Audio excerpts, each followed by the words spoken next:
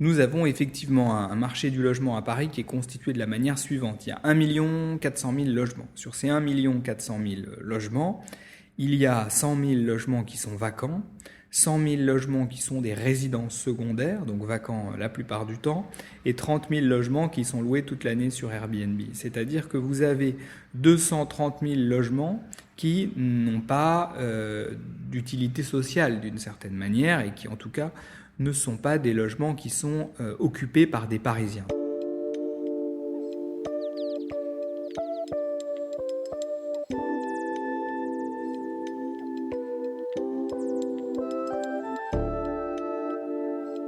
Bonjour, ici Victorien, bienvenue dans ce nouvel épisode des podcasts de Paris en commun, dans lequel nous allons discuter de logement à Paris.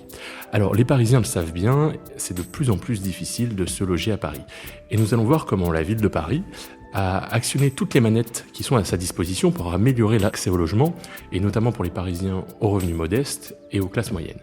Je reçois pour cela Yann Brossat, adjoint à la maire de Paris chargé de toutes les questions relatives au logement, mais aussi à l'habitat durable et à l'hébergement d'urgence. Bonjour.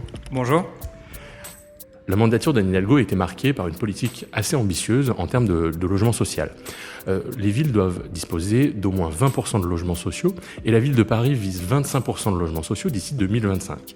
L'année dernière, vous avez inauguré votre 100 millième logement social, donc c'est des chiffres assez importants.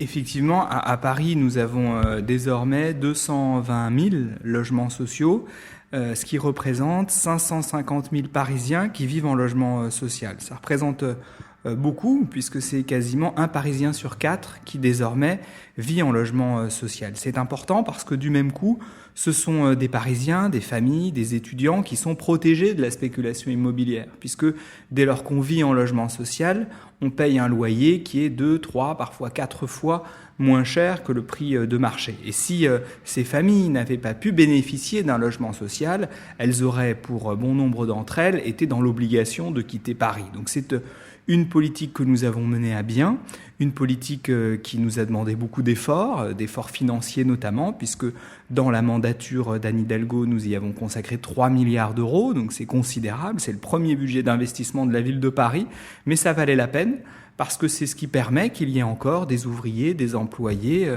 des petits fonctionnaires qui continuent à vivre à Paris et qui ne soient pas obligés de quitter la capitale à cause des prix de l'immobilier. Et donc 3 milliards, plus de 100 000 logements sociaux à Paris, ça fait presque 7 000, voire 7 000, même 500 logements sociaux qui ont été livrés par an pendant la mandature. Mais comment est-ce qu'on fait techniquement pour produire, entre guillemets, autant de logements sociaux ? Ça, c'est une vraie question, parce que ça n'est pas évident. Et ça n'est pas évident parce que Paris est une ville qui est très dense, c'est la ville la plus dense d'Europe, et on a par conséquent peu de terrain disponible. D'ailleurs, on le voit quand on se promène à Paris, on n'a quand même pas énormément d'endroits qui ne sont pas construits. Tant et si bien que certains disent parfois que Paris est une ville finie.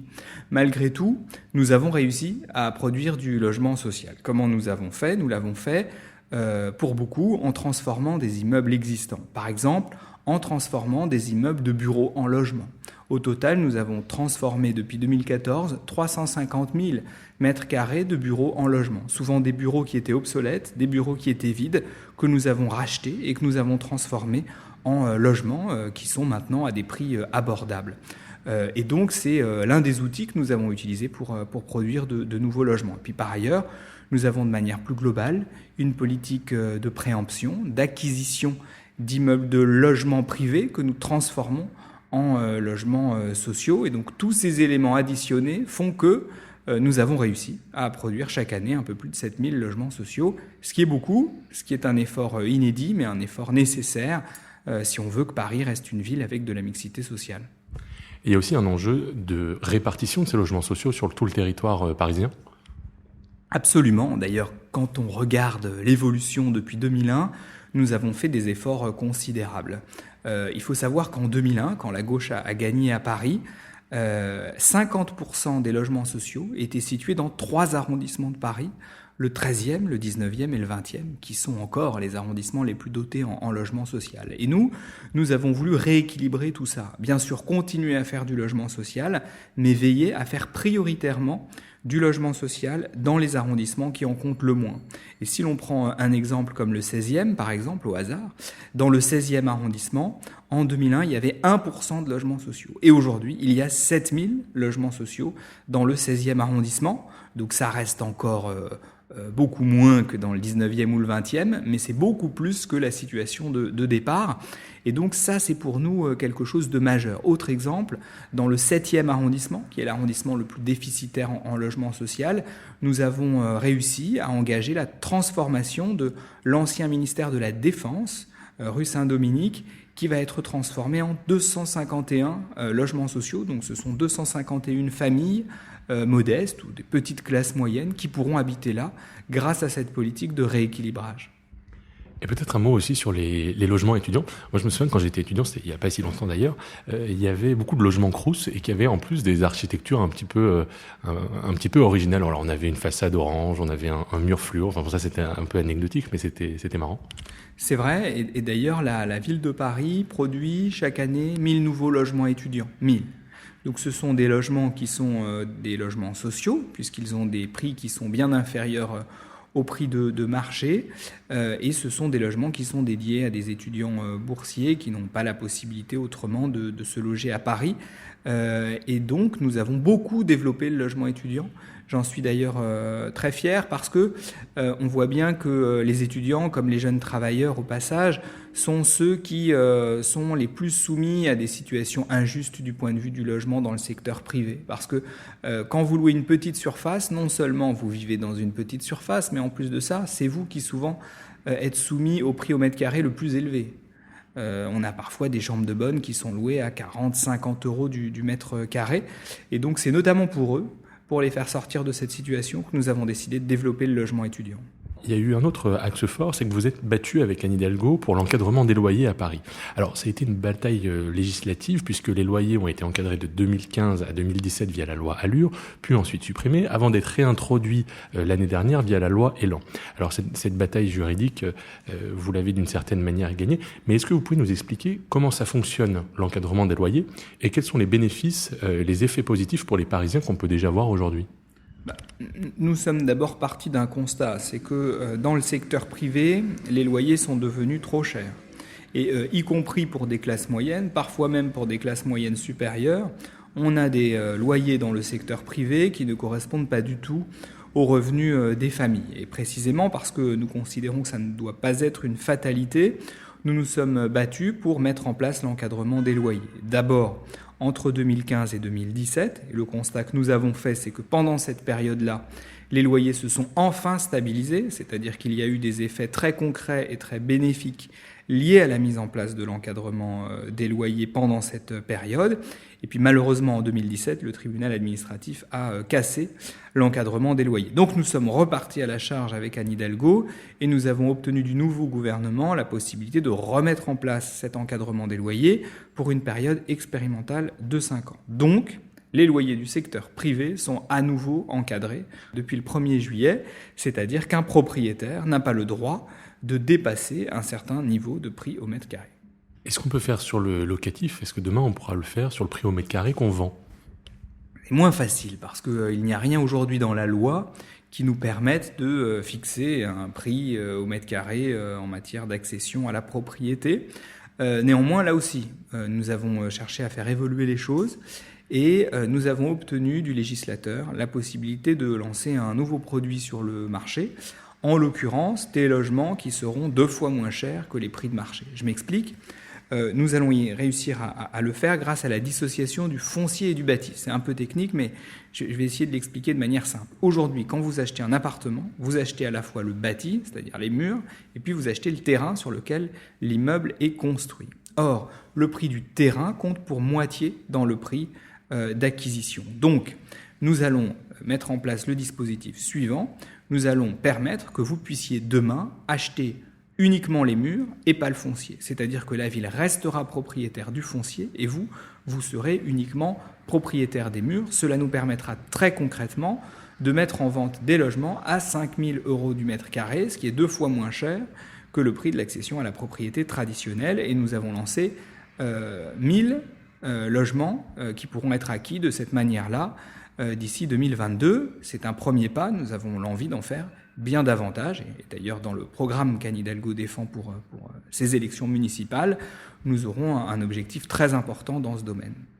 Est-ce qu'il y a d'autres villes dans le monde ou en France qui ont déjà fait ce genre de test ? Oui, il y a déjà d'autres villes qui se sont lancées, notamment Rennes. Il y a également Ivry qui s'y est mis, Lille également, et partout les échos sont très positifs. D'ailleurs, je note que depuis que nous avons annoncé ce projet, il y a beaucoup de gens qui se tournent vers la ville de Paris en disant comment est-ce que je peux faire pour acquérir ces logements. Alors, d'abord, il faut qu'on les construise, et puis une fois qu'on les aura construits, ils pourront être vendus à partir de 2021. Alors, il y a un autre combat important de la ville de Paris, c'est Airbnb. Alors, Airbnb, c'est une position un petit peu ambivalente pour les Parisiens parce qu'à la fois, il y a beaucoup de propriétaires qui louent leur appartement sur Airbnb. On estime aujourd'hui qu'il y a 30 000 logements qui sont sortis du parc locatif, donc qui sont moins disponibles pour les Parisiens pour vivre, et du coup, ça crée une tension sur le marché, etc. Mais à la fois, les Parisiens sont bien contents de pouvoir louer leur appartement quand ils partent une semaine en vacances. Alors, quels sont les gros enjeux autour de Airbnb ? Quelle est la position de la ville de Paris ? Et puis, quelles sont les mesures que vous avez mises en place ?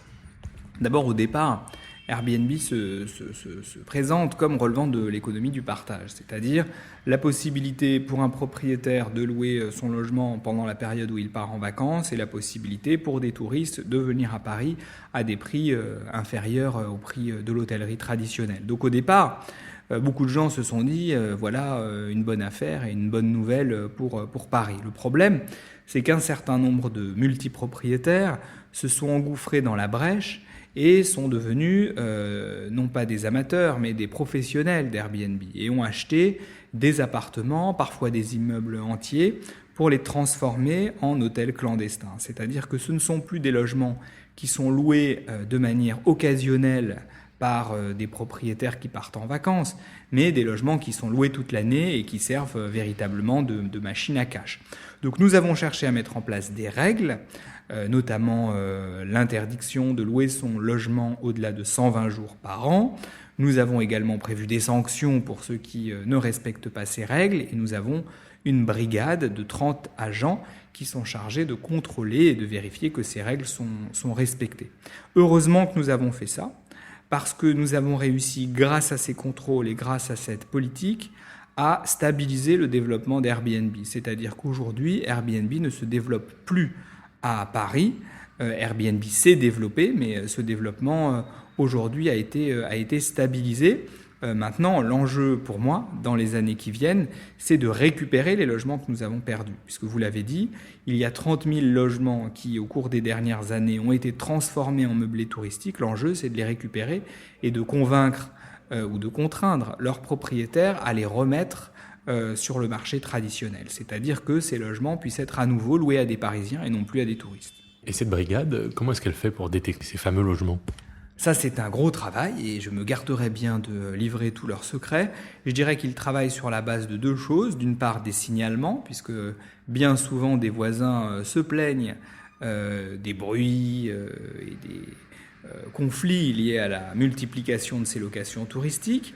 Donc ça, c'est la première source d'information. Et puis par ailleurs, nous effectuons régulièrement des opérations coup de poing dans un certain nombre de quartiers dans lesquels nous savons qu'il y a beaucoup de logements Airbnb. Dans le Marais, par exemple, régulièrement, nos 30 agents patrouillent et font ouvrir l'ensemble des appartements pour contrôler, vérifier si ce sont des logements qui sont loués à des Parisiens ou si ce sont des logements loués à des touristes.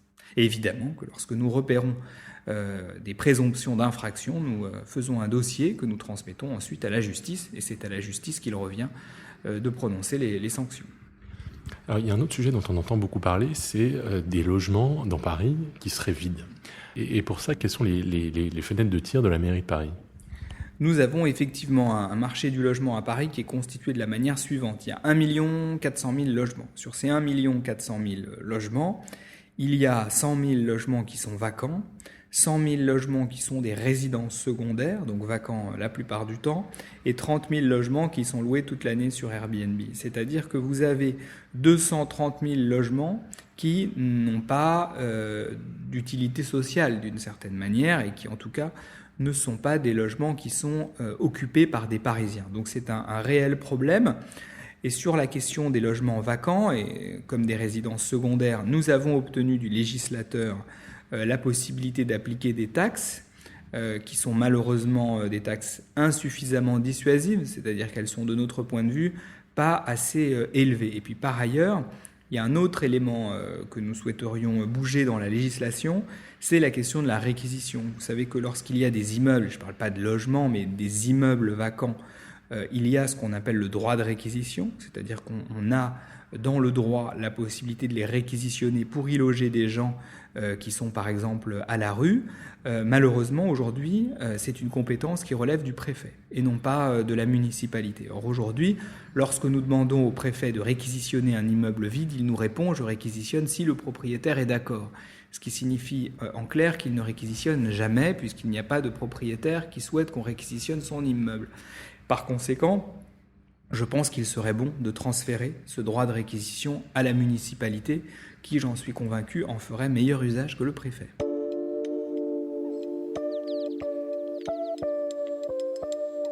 Merci de nous avoir suivis.